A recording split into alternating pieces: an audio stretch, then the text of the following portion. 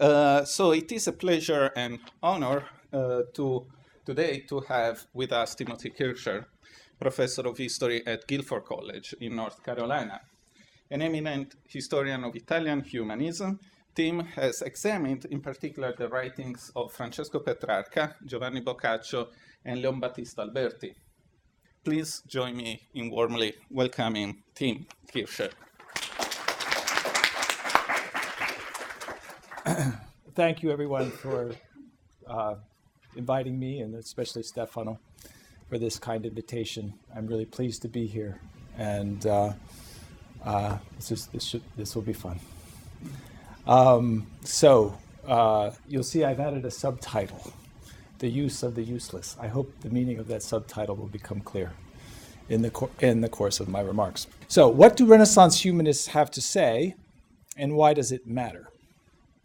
I'd like to think through these questions with you today from a number of vantage points. These questions, first of all, have guided my research. As Stefano just noted, my first book examined the philosophical implications of the poetry and creative writing of Petrarch and Boccaccio, illuminating how their work emphasized the time-bound nature of human understanding. I then looked into the irony of Leon Battista Alberti as he critiqued the ethical commonplaces of his civic humanist contemporaries. My current project, Before Enlightenment, investigates more globally the humanist contribution to the history of philosophy. And to do so, I am studying the way the literary qualities of humanist writings, style, image, voice, narrative movement, affect the philosophical concepts they express and have philosophical meaning in and of themselves. These qualities reveal humanity not only as an animal razionale, the traditional understanding of humanity as a rational animal, but also as a homo ludens, someone who plays in the world and is responsive to a range of dynamic factors that influence perception and awareness. Now, alongside this research, as again, Stefano kindly mentioned, the Humanities Watch, the website, charts the place of the humanities in relationship to the sciences, technology, healthcare, and the business worlds, and it follows the active role of the humanities, one often overlooked, in shaping our sense of the sciences and also of our failure to realize the potential of what the humanities have to offer. Finally, and certainly not least, I'm aware of what you have been reading in your course, Florence and Renaissance Civilization, and it seems to me a marvelous course, very wide-ranging, very, very profound in depth.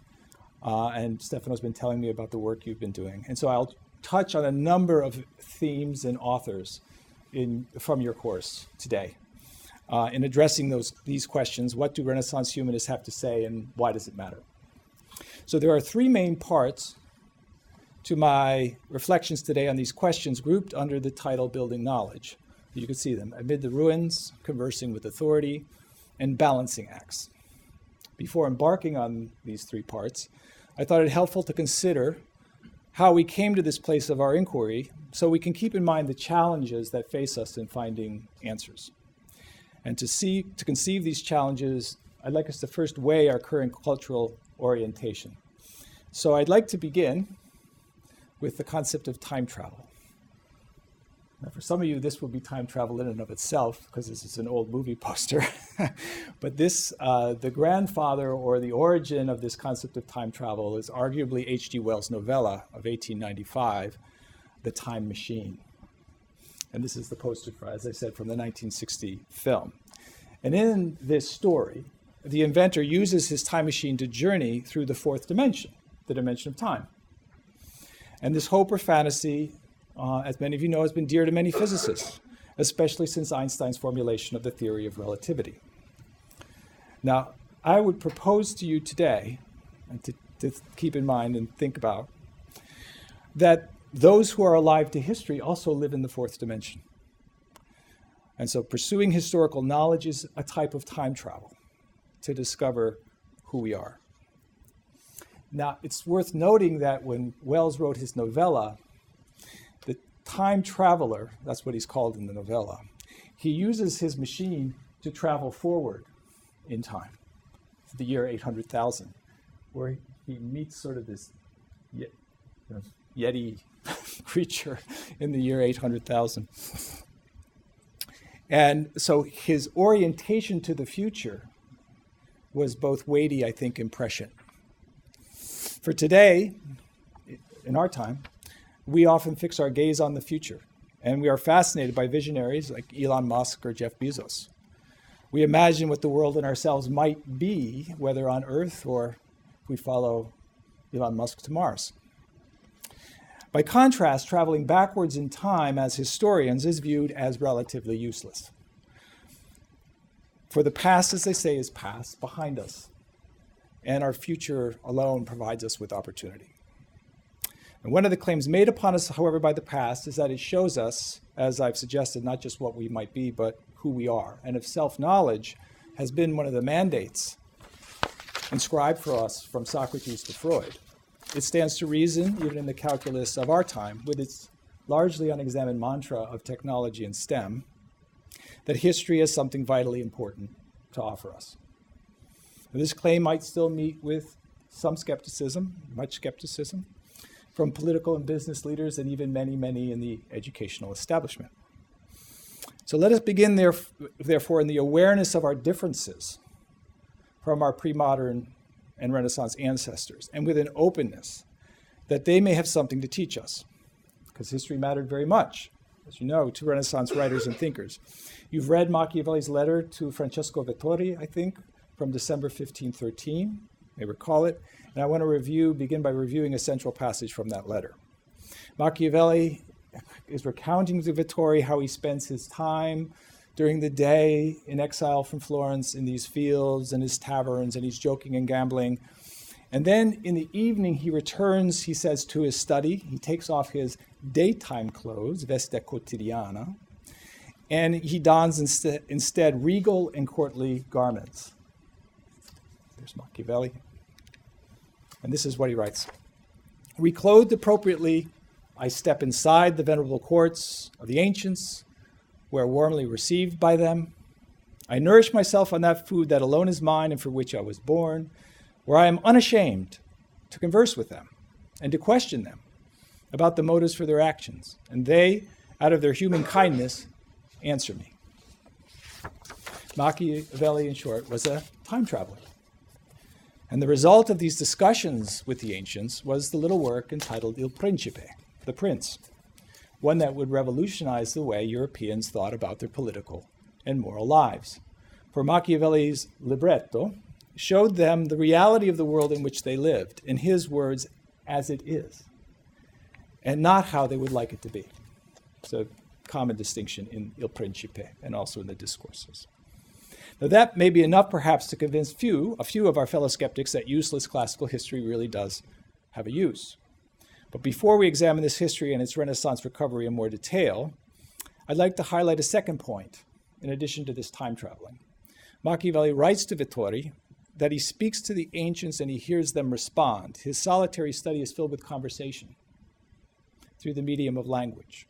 And this, I think, is at the heart of the humanities as the Renaissance first formulated them. The first so to speak, the first five subjects considered the Studio Humanitatis, history, poetry, grammar, moral philosophy, rhetoric, were grounded on sensitivity to language and the arts of communication. Machiavelli, for his part, formulates his view on this conversation in a personal letter to his friend. And he wrote this letter, we should know, this is an interesting context, as a response to one from Vettori. Vettori writes him from Rome the previous month, and he writes to his Niccolo Mio how he spends his day in the swelling city of the Papal Curia. So Machiavelli's knowledge was conversational, both in regard to the classics and with respect to his friend. Now we'll return to Rome in a moment as a basis for this theme of building knowledge. But I first thought it was rewarding and fitting that our discussion today occurs in a place that, in a sense, Leopold von Ranke built. Ranke, as you know, is a leading 19th century historian, and his writings on the history of the popes and the German Reformation led a young Swiss scholar named Jakob Burckhardt to study with him in Berlin. And Burckhardt's scholarly conversation with Ranke helped him produce, I could argue, I think many could argue, the single most influential book on the Renaissance ever written. the Cultura del Renaissance in Italian, this translated as the civilization of the Renaissance in Italy. 30 years ago, here, the Machiavelli scholar Felix Gilbert came here to Syracuse, and he presented an account of the relationship.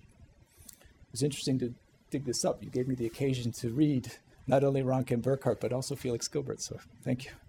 So Gilbert describes how Burckhardt valued Ranke's careful research and also his clear prose. And we should add to Gilbert's account another way Burckhardt engaged with his teacher's writings in a way that helps us appreciate humanism's importance. For Ranke, the process of historical cause and effect, change and transformation, could be understood as the relationship between two forces or moments, Kirche und Staat, church and state. And in the view of his student, Burckhardt, who was greatly devoted to the history of art, something was missing. A third critical moment, in Burckhardt's view, was in play, Kultur. You'll notice that Kultur is the first noun in the title of Burckhardt's essay. Civilization is our adequate but insufficient, I think, translation. Because Burckhardt defines Kultur in a series of later lectures on world history as the force that watches over our freedoms. It watches over the room and ground for personal development. Kultur alerts us to the encroachments upon these freedoms, precisely from the other forces of religion and politics. He writes, it is the clock that sounds the alarm. As we ask about the ways Renaissance humanists built their knowledge, let us keep in mind how the humanities and the arts, Kultur, build and safeguard our freedoms, our own freedoms, against other apparently more pressing demands on our time. So as I said before, there are three interrelated phases of our inquiry. And the first part, Amid the Ruins, discusses how humanists looked at fragments of the past with respect to their own shattered times. And the second, Conversing with Authority, follows different ways that they reconstructed voices of the ancients. And the final part, Balancing Act, lights upon their efforts to negotiate the tensions between the recovered, reconstructed authorities and the weight of personal observation and experience. So we begin. And we'll begin in 1341 with the humanist Francesco Petrarch. Petrarch has traditionally been called, and you read this in many books, the father of humanism, though recent studies have demonstrated that he now belongs to humanism's third generation. Nonetheless, he was and remains a pioneering thinker on humanism's need to converse with the classical past in order to build a clearer sense of his Christian present. Around June of 1341, Petrarch writes to a friend, the Dominican friar Giovanni Colonna, and he writes to Giovanni about their meeting in Rome a few months earlier that year. He recalls their long discussions as they walked around Rome's monuments. Readers have studied this letter to Colonna for clues about Petrarch's humanist mission and purpose. The letter is a song of praise. It's a paean to their shared memories between friends. Petrarch, in his elegant Latin sentences, creates a memorial to a moment when the two friends looked upon the ruins of Rome. The letter becomes a guidebook as he notes one site after another. Here he writes the Palace of Evander, here the Temple of Carmenta, here the Cave of Capua, here the Mother Wolf and Ruminal Fig, or more precisely, Romular, here where Remus leapt, and so forth. There was present in every step something that inspired both our voices and our minds. One would think that Petrarch had entered the fourth dimension of Roman history. And so he may have, but without losing sight of the present and its distance from the past. And so we owe to Petrarch and other humanists this heightened historical sensibility, the awareness that past and present lend each other meaning, and that in fact neither has meaning without the other. So let me quote my favorite passage from the letter. And here it is. After our exertion from our walk around the immense city, we would customarily rest at the baths of Diocletian, and indeed sometimes ascend upon the vaults of this once magnificent place, since the clean air and open view and silence and longed-for solitude were here as nowhere else. And having traversed along the walls of the fallen city and sitting there, we beheld the fragments of ruins before our eyes. What then? We talked at length of history. We beheld the fragments of ruins before our eyes. We talked at length of history. So let us keep in mind and not rush by the atmosphere that this letter evokes of quiet, shared, meditative space. Indeed, the genuine mindfulness that our modern life now craves in compensation for its busyness. Colonna, the Dominican friar, then asks Petrarch about the history of the liberal arts, and he responds, he says, "Since the hour of the day and freedom from useless concerns and the place encouraged me." Now imagine what concerns Petrarch here calls useless. One's very different, we would think, from our own. For Petrarch, the shared location amid the ruins inspired him to reconstruct the past and preserve it in a letter that we still read today. Most original humanist voice, perhaps. This won't surprise you, I think. It may belong to Lambattista Alberti. This is his self-portrait medal that he did, you see, around 1435. He's therefore about 30, 31 years old when he did this. Born an illegitimate son to an exiled patrician Florentine family, Alberti had to fight his cousins for his inheritance. And his many talents in architecture, that beautiful poster is of the scroll work that Alberti designed for the facade of the Dominican church in Florence of Santa Maria della. This is actually his design. So he was an architect. He was obviously deeply engaged in humanist erudition.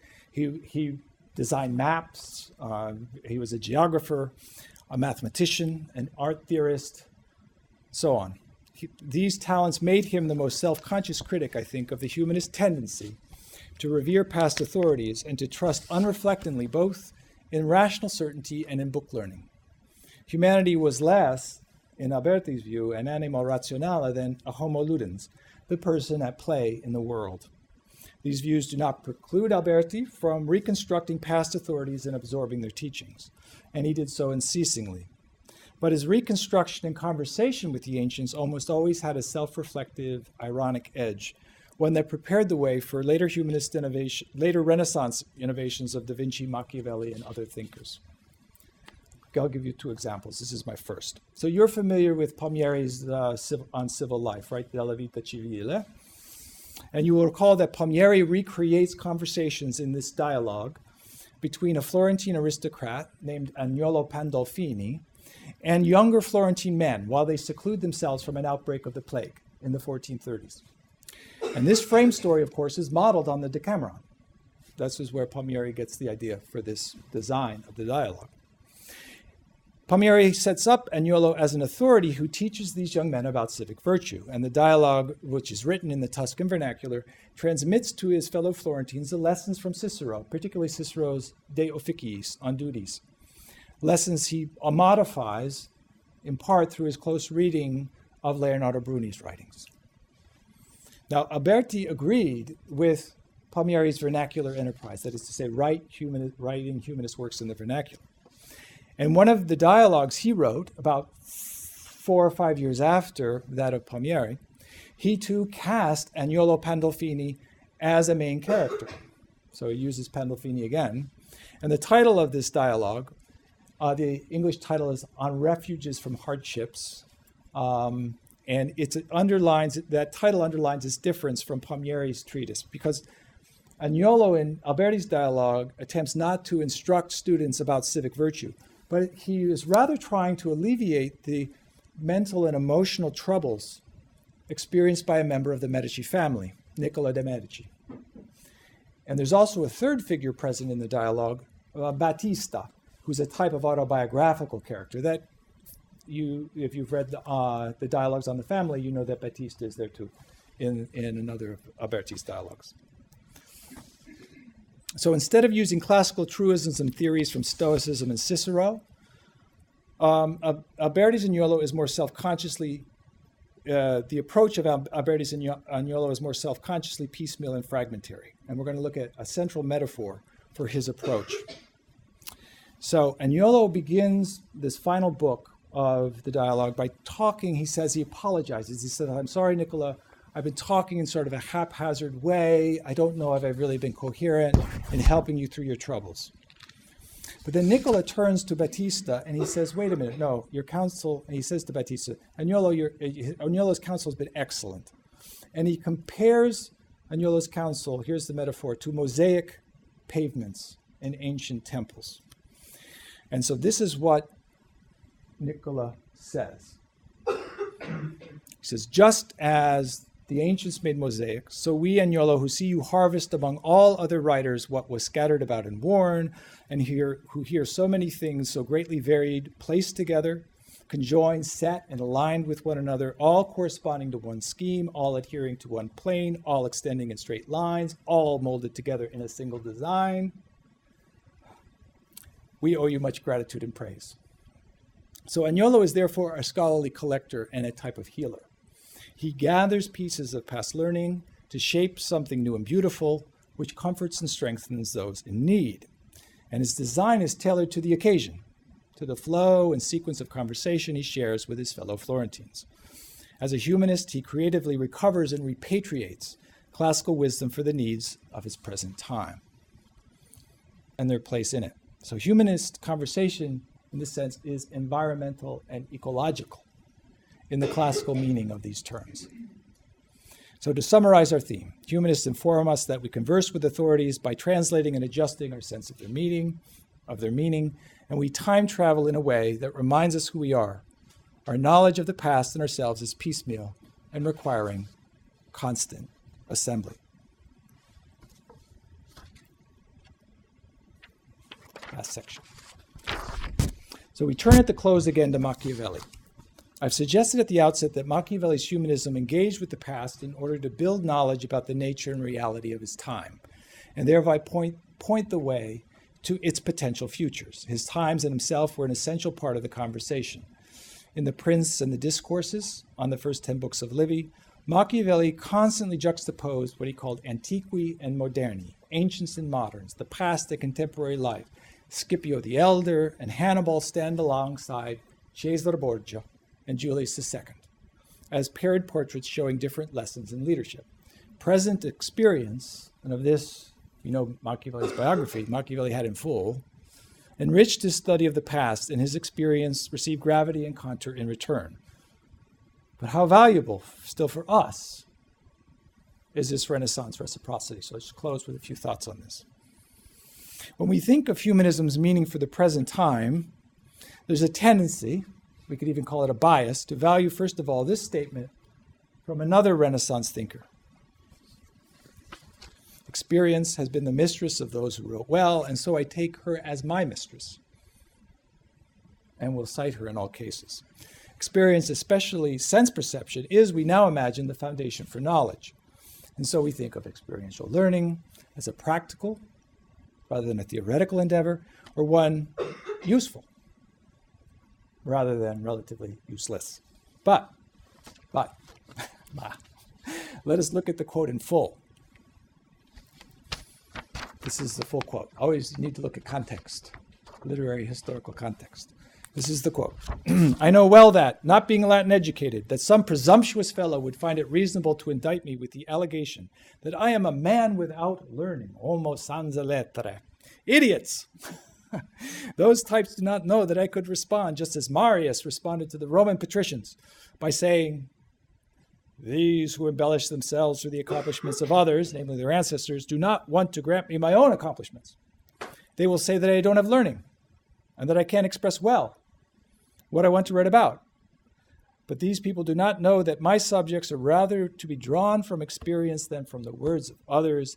Experience has been the mistress of those who wrote well, and so I take her as my mistress and will cite her in all cases. Now, this quote is from Leonardo da Vinci. Now, as much as anyone in the Renaissance, Leonardo contended for the weight of experience in science and art. It's from a piece entitled Frammenti per un'autobiografia spirituale, Fragments for a Spiritual Autobiography. And we can see in this full quote that Leonardo establishes his unlearned authority with classical Roman example that he would have read in Sallust or Plutarch. And in another fragment from this piece, we hear Leonardo's fierce combated melancholy over the worth of his efforts. I'm aware, he writes, that many people will say this is a useless work. And these people are like those of whom Demetrius the cynic said that he paid them as little attention as the rumblings from the belly. So here the Roman cynic philosopher Demetrius, who's saying he would have gleaned from Seneca, the letter 91, comes to his aid as he stresses the riches of the anima, the soul or body, soul or mind, compared to those of the body, though many would consider the account of these invisible riches, he says, useless. So if anyone, I have to close with Leonardo, because if anyone in the Renaissance were to actually build a time machine, it would have been Leonardo. We can imagine it would have been Leonardo. He would have tried. Unlike our own time that is preoccupied with the future, Leonardo kept one foot firmly in the past. Our obsession with the future, of course, is itself historically conditioned, from the time of H.G. Wells and even earlier. That's a good part of our living irony. In Leonardo's era, scientists and innovators had the benefit of humanism, which mined the past for insights and lessons. So let's conclude with 3 Renaissance lessons for us today. First, the Renaissance looked and traveled to the past with a sense of respect. This means that the humanists, artists, and scientists considered that the past had something to say. It was not a matter for indifference or neglect. History spoke to them and told them about the shape of their lives and their future potential. Second, this respect for the past was conversational. It was an ongoing conversation. So then there are 2 corollaries to this point. First, the first of these was the prime medium of this conversation, a care, love, and concern for languages. Many languages were crucial in order to hear this exchange. These languages illuminated their lives in the widest range of dimension. Secondly, Renaissance humanists, in their care for language, whether vernacular or classical, spoke with the past in light of contemporary preoccupations, joys, anxieties. The present was not forgotten. On the contrary, it was animated. It came to life through this conversation. Third point, certainly not the least, this conversation with the past was scholarly and self-instructive, theoretical and practical. Humanists spoke to and heard from many audiences, men, women, old, young, often with an eye to eliciting and realizing the talents within others and themselves. Manuscripts and books were living things with long afterlives, something you yourselves experienced in reading the Ranke collection, which the great historian collected and preserved for future generations, our own and many more to come. So thank you for affording me this opportunity to speak with you today. I hope it conveyed my concern for the use of the apparently useless humanities, and I expect you share this concern, and I hope you'll speak about it with many others. Thank you. Thank you very much.